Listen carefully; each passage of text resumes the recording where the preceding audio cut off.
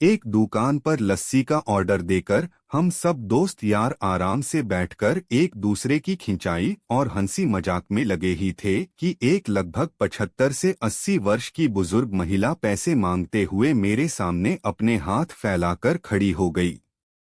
उनकी कमर झुकी हुई थी, चेहरे की झुर्रियों में भूख तैर रही थी, नेत्र भीतर को धंसे हुए किंतु सजल थे।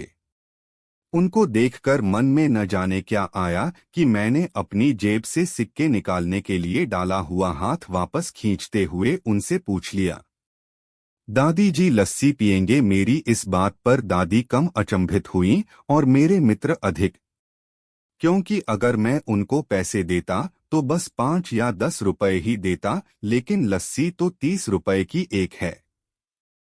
इसलिए लस्सी पिलाने से मेरे गरीब हो जाने की और उस बूढ़ी दादी के द्वारा मुझे ठगकर अमीर हो जाने की संभावना बहुत कम बढ़ गई थी।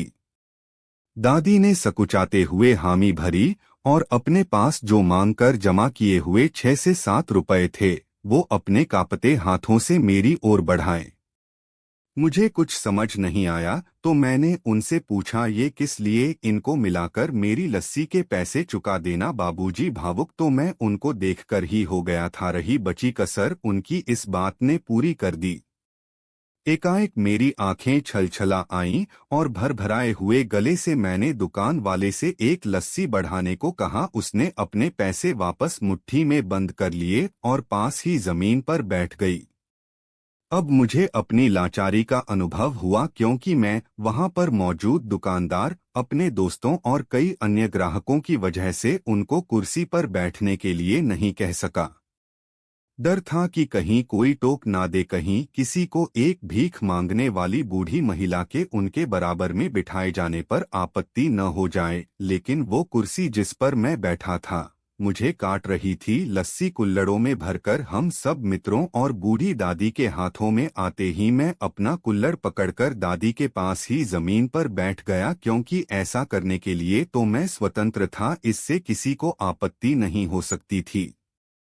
मेरे दोस्तों ने मुझे एक पल को घूरा, लेकिन वो कुछ कहते उससे पहले ही दुकान के मालिक ने आगे बढ़कर दादी को उठाकर कुर्सी पर बैठा दिया और मेरी ओर मुस्कुराते हुए हाथ जोड़कर कहा, ऊपर बैठ जाइए साहब, मेरे यहाँ ग्राहक तो बहुत आते हैं किंतु इंसान कभी कभार ही आता है। अब सबके हाथों में लस्सी के कुल्हड़ और होठों पर सहज मुस्कुराहट थी। बस एक वो दादी ही थी जिनकी आंखों में तृप्ति के आंसू, होठों पर मलाई के कुछ अंश और दिल में सैकड़ों दुआएं थी। न जाने क्यों जब कभी हमें 10 से 20 रुपए किसी भूखे गरीब को देने या उस पर खर्च करने होते हैं तो वो हमें बहुत ज्यादा लगते हैं।